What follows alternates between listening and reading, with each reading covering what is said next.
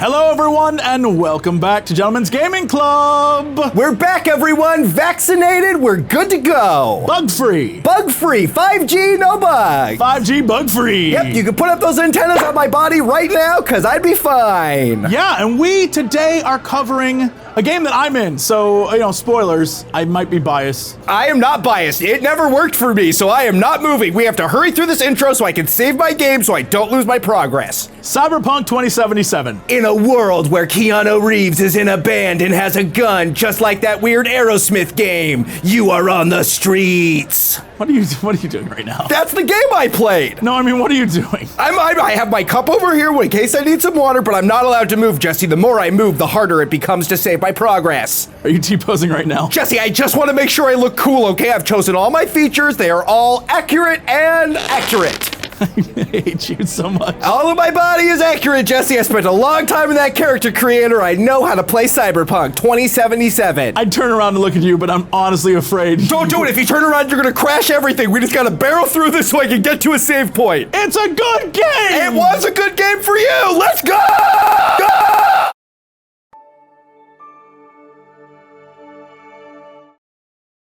It starts in a future world where the world is covered in cyberpunk. I mean, you're not wrong. You're not wrong with this. So, Cyberpunk 2077. Do we jump in head first? How do we do this? How do we talk about this game? There are two different parts of the world of cyberpunk, if you will. One part of this world is the actual story and game that is successfully told in the game. Like the things that you do, the emotional arc of your characters. But the other part of Cyberpunk is GlitchCon 2022, where everything kind of works sometimes, and it's a weird experience, and some people... Are we allowed to say GlitchCon? Is that a real con? I feel like that's a real con. I don't know if it's a real con. It's a real con in Cyberpunk world, for sure, because things didn't work right. What did you play on, by the way? I, unfortunately, bought this on the PlayStation 4, downloaded it day of like a little Christmas morning bunny, and every time I played the game, I would run into a critical error between 45 and an hour into my playthrough. My playthrough of Cyberpunk was like eating a delicious steak, and sometimes someone would fucking just taser you in the balls, and you'd be like, ah, what was that for? I wanted so badly to like fall in love with this world, but again, someone would taser my balls. Ever so often I run into a thing where like, if I hit a wall with my katana, I'd fly back 300 feet for no reason. There were some weird things here or there, but I never had any game crashing bugs. I never had anything that was awful. It would seem like the PC experience was fine. And yeah, it's very, very strange that you can see such a drastic difference in experience based on what platform you played it on. My biggest gripe with all of the crashes and stuff like that was that A, I wasn't able to ever fully feel immersed in the game, and B, it just made all of the missions like get to another checkpoint before the game fails on me so I don't have to go all the way back and do that dungeon again. I liked the game. It's just so much at you, and then it's like this wonderful new playground, and there's like, oh my God, look at that side, look at those swings, look at those monkey bars, but there's landmines in there, and some of the kids don't make it out of here, Jesse. They never had a chance. Oh my God, that is a visceral explanation. I can already see the animations. And it's little things too, because sometimes the game just crashing on you, that's fine, but then weird bugs would happen. Like that one mission where you run through the room and you defeat all the guys and then you go outside and the lady cop is standing there and the corpo lady and she's like, oh, it's you two. All right, well, I'll let you two slide. So you're supposed to finish that conversation. My first time I played it, she just walked away from me and went inside and closed the door, and then the guy wouldn't let me back into the room to talk to her, and then the music is still just like brrr, like it's still just like competing. I had to redo it again, and then the second time it loaded fine. But it's stuff like that. It's those type of little things that just made the game frustrating. There's one character, Rogue. Every time I met her, no matter what the scene was, she would keep talking. That one scene with Alt Cunningham when you're gonna go save her. In the background, Rogue's like, come on, hurry it up. We're waiting for a client. One who values. Pick it up, okay? No point in sitting here then. You're wasting my time. Trouble in There'll be heat. more at the bottom. Bet you thou. You're wasting my time. This gets better by the minute. How you want to play this? Either of you gonks got a... You're wasting my time. Yep. You're wasting my time, Johnny. I like reset that because I was like, all right, it's a powerful scene. If I'm gonna make this for a YouTube video, I want people to see the scene. So I kept reloading right before the scene started and it never changed. Things trigger at weird times, especially when you walk into a new area, because like all of a sudden you're on a mission, so you're following something, and then your phone fucking blows up and some guy's like, never seen you before in this part of town, and then a fucking alert pops up and you get a text message that you gotta save somebody. Like every time you went anywhere, you were just so overwhelmed by everything. You'd have to wait for everything to load so you could figure out where you wanted to go to next. Oh man, I didn't even like think about load times. If anything, this show just means I need to get you a giant like superpowered PC. Like again, I feel bad for you. This is making me feel terrible. The worst part about dying is then the loading back into the game. Like we were on the cusp of next gen consoles. This felt like the best PlayStation 2 game. But once you're in the world, it's great. But it was like, oh boy, just crawling along. I was going to start this with a discussion about it's not the end, but the destination. Sure. And how in many of the games that I have played over the years, especially giant open world RPGs, people get mad at me because I never ever get around to finishing them. But it's never about finishing it for me. It's always about the adventure and finding a thing and going on and like in Skyrim, I would just follow foxes around and see where they led me, and they always led me to something fun. I still couldn't tell you what the ending of Skyrim is. I don't know how that game ended, but I know that in the like 89 hours I put into it, I loved every moment of it and it was great. In fact, to me, that's maybe a mental problem I have or like some personal flaw with me, that I'd rather experience it and not have an ending than experience it and know that it's over, if that makes any sense. I like the idea that Skyrim is waiting there for me. Should I ever go back, there's more adventures to be had, and the world didn't have some like finishing conflict where now it's kind of over and you can run around if you want to, but really it's over. Even in life, hate endings. I'm always that guy at the party. Rather than like spend 25 minutes to say goodbye to everyone, I'll do like a quick like, all right, bye, and like peace out. Cause I'm like, I'll see them later, I'm not worried. But this game is designed to make you concerned about the end.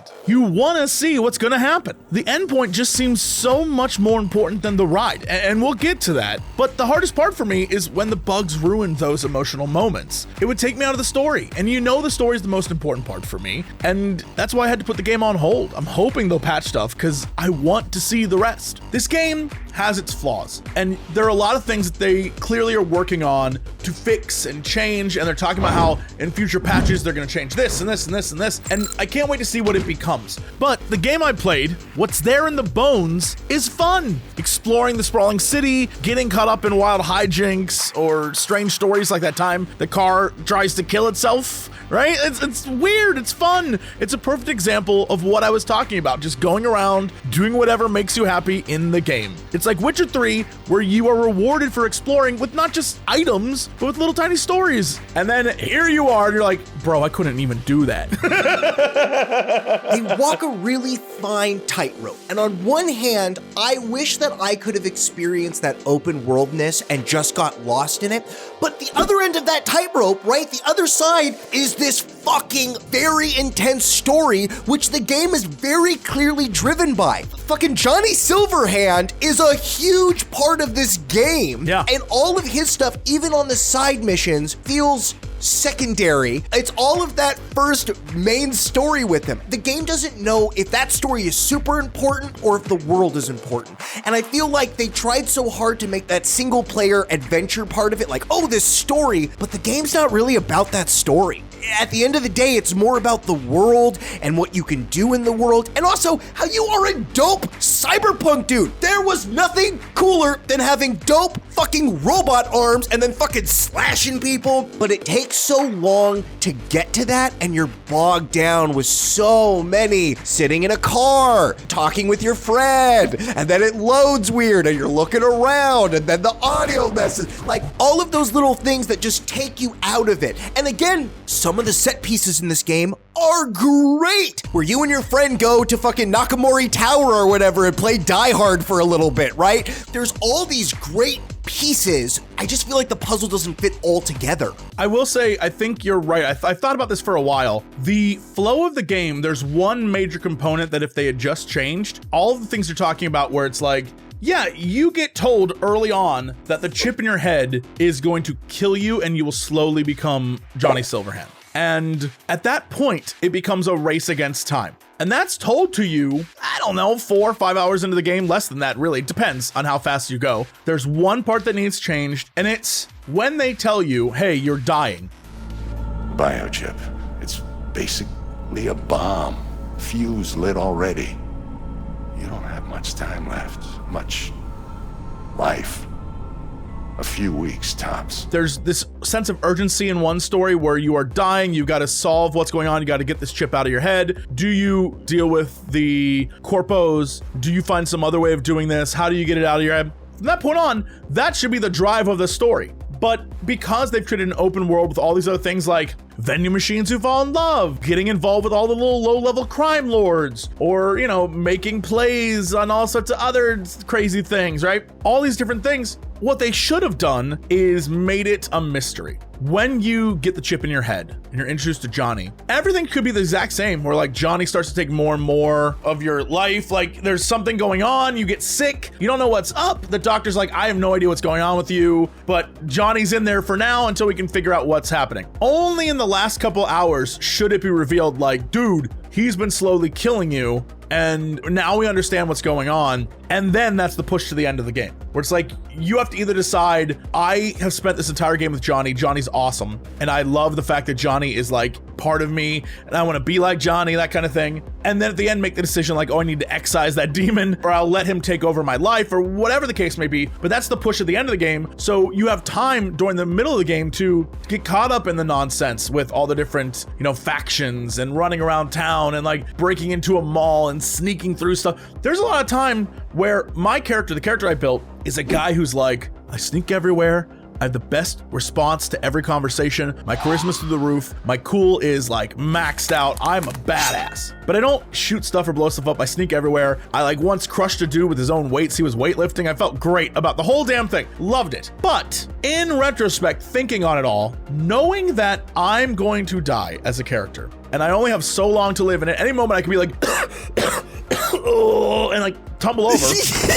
Yeah. So why give me the option to take my time and like sneak through things if I know I'm slowly dying? In my playthrough, I felt that the chip in my head killing me was the most important thing. It is. And I didn't want to see my guy die. I followed that storyline. I made all these decisions. Guess what? I fucking committed suicide on a goddamn rooftop. That was your ending? I had the worst possible ending. I went and looked online and like, oh, there's other endings and how to get to them. I didn't go and get them. I want that to be there for another time. The story they put, the breadcrumbs I followed, was a fucking false tale, Jesse. I should have enjoyed the journey because the destination fucking sucked. So that's what I'm saying. The experience in and of itself is one that I want more of. I want to explore more of the cyberpunk world. I want to meet more characters who are not just interesting, but actually seem like they have more shit going on in their lives than just being NPCs in my game. Judy Alvarez is a character I want to know more of. I want to hang out with her. I want to experience her story. Like when there's a dialogue option with Judy, you know exactly where she stands on stuff. You understand her enough to be like, whatever choice I make, I'm going to get the reaction I expect. She's the perfect example of how the narratives in this game are so well done. Sadly, I realized early on that Judy was a lesbian and I was locked out of that path. And I was like, well, heartbreak, but that's no different from reality. And so I immediately was like, all right, well, Pan Am, she's a sweetheart. She says weird things all the time. Like she'll be like, what will we do today? Yeah. But good news is I still fell in love with her.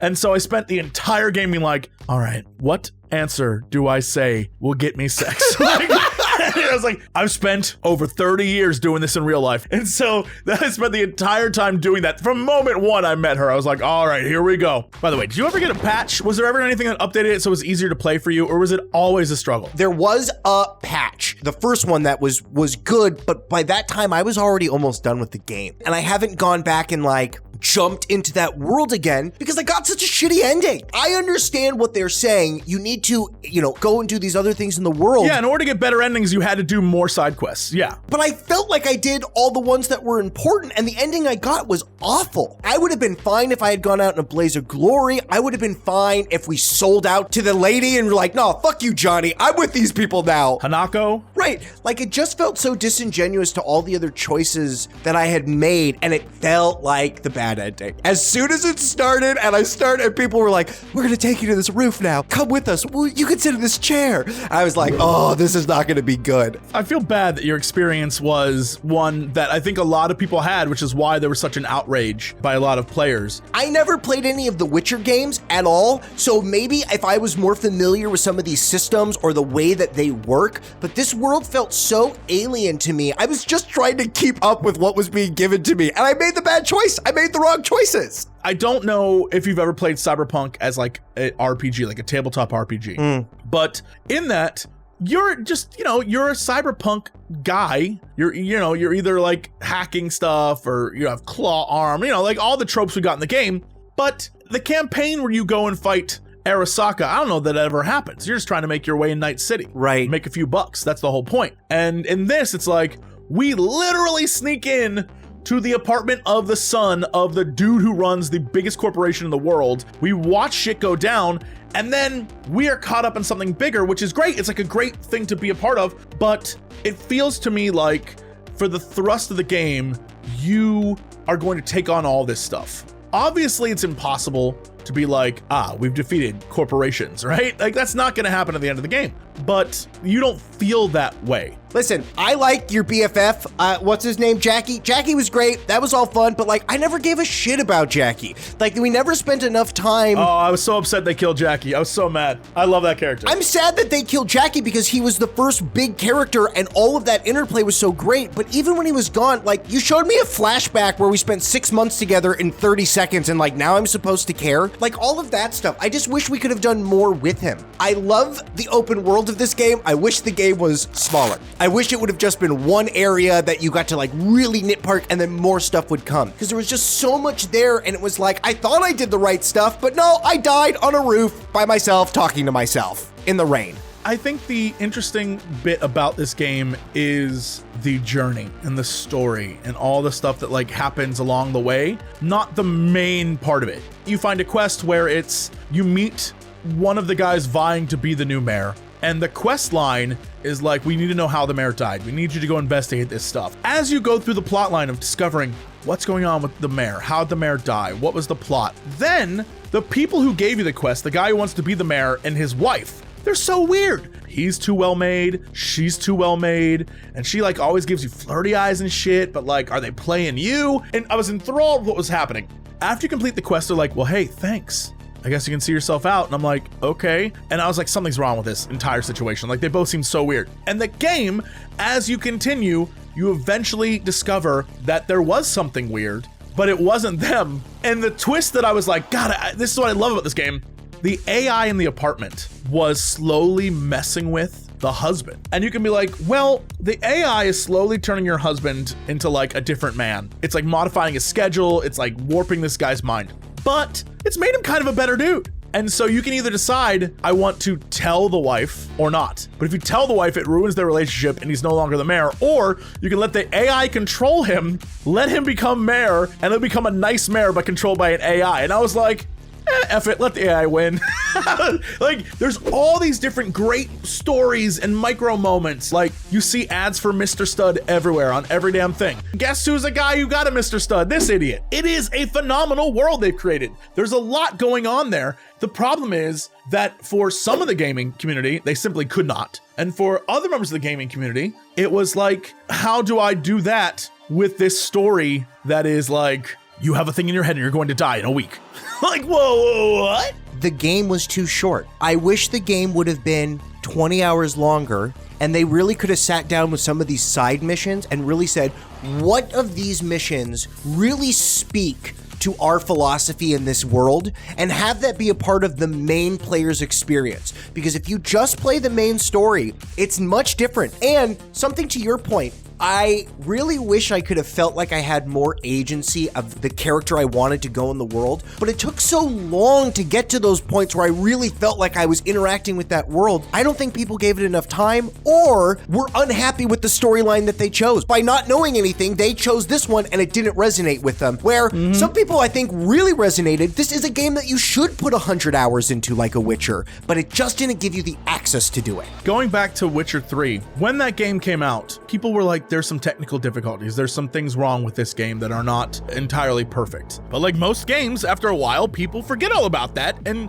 just remember the fun. No one's gonna forget this launch. No one's gonna forget what happened with this game. I feel awful for that office. We live in Los Angeles. Every poster, all the buses, everything was Cyberpunk. It was telling you, you got to experience this thing. It was everywhere. And then once you played it, you couldn't play it.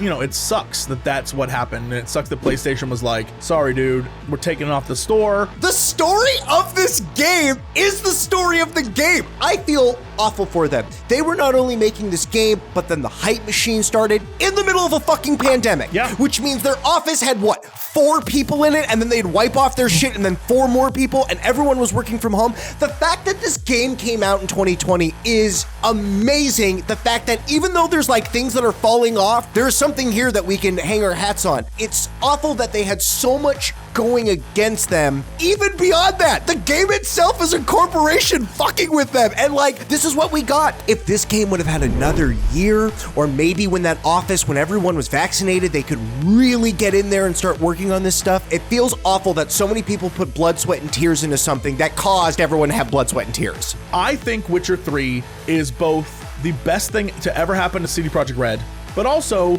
the worst thing to happen to them. It took that studio and made it AAA overnight. I understand why a lot of my friends started playing and then stopped and were like, I'm gonna wait. And I feel that. Even going through it on PC, there are moments where a bug happens that I'm invested in what's happening in the scene because it is a solid, good RPG. The role playing is there, but I'm invested in a scene. And then again, like I was saying, rogues in the background, like, come on, let's go. I think this is definitely one that we should come back to though. I feel like this is a game that we should return to, that we should look at again, what's happening with it, because after putting in so much time and seeing this world, and I'm literally involved in the game, my belief is that this is a game that I think has the makings of being another No Man's Sky. A game where when it first launched, people were like, what the hell is this? And then a year later, we're like receiving all the updates. It was receiving all this acclaim. I think that's the vibe, but it is entirely on CD Projekt Red to succeed in that. It's all on them.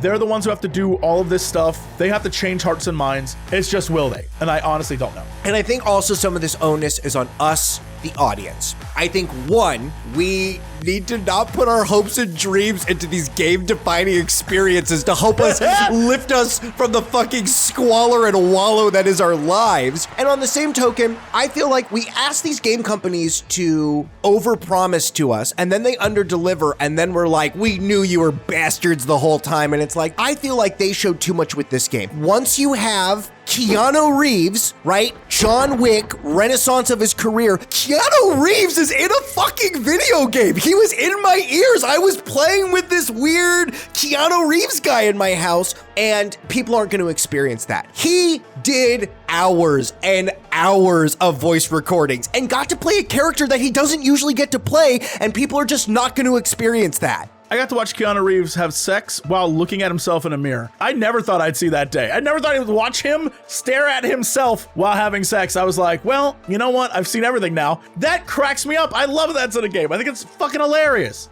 I absolutely agree with you. Now that I know this game, I'm excited for my next playthrough where I'm going to be a fucking badass blade bitch. I'm going to be hacking cool shit, but it took me 40 hours to know that's what I wanted to do with it. And like you said, just some people aren't going to be able to get back on that bus. But you should buy a ticket. It's a good bus. The bus is good. It just had a broken engine. Yeah, I think this is definitely one that we come back to in a future episode because I think it deserves it.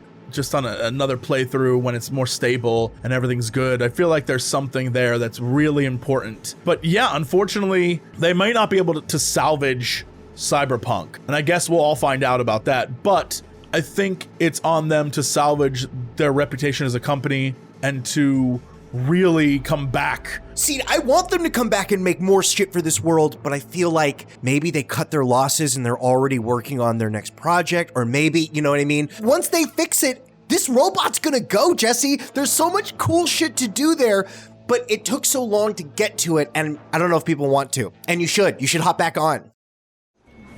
Well, that's it for Cyberpunk 2077. It is a game that I truly love, and honestly, if people give it a chance, if they keep with the updates and they keep going, underneath the surface of memes and goofs and people just mocking the game, truly, there's a good game there. As long as you have the most up-to-date graphics cards, sound cards, the best computer in the world, you're gonna love this game. But if you're a regular console gamer like me, you're gonna run into some flaws. The roasts keep coming and they don't stop coming. Do you smell that? Do you smell what the Grinch is cooking? That's a roast beast, everybody, and boy, is it well done. I, for one, hope they continue with the updates and the changes, and we get to see something amazing down the line. Honestly, I really am excited to see what they do with this game, and I hope that more people give it a chance. It is a beautiful playground. I can't wait for you to nail all the nails down and put everything together so that children can play on it again, because right now, someone's gonna get tetanus if they go in there. That's your take? Yes. That's your hot take? Yes, but I'll get that tetanus. I'm vaccinated. I'm fine. Just shoot me up. I'm fine. I am not anti-vax. I'll get that tetanus shot, but boy, do I want to see it when it's completed. A beautiful slide and monkey bars and that weird sort of ladder thing that your small friend gets stuck inside of and they call the fire department to get him out. And it was a memorable day for everybody. That's what I want to do. Honest to God, that's like very sweet, what you just said. That's like sweet and endearing, but also like a little weird. Well, listen, Austin and Ian needed to learn their lesson. What? The kid who got stuck. Oh. He knows.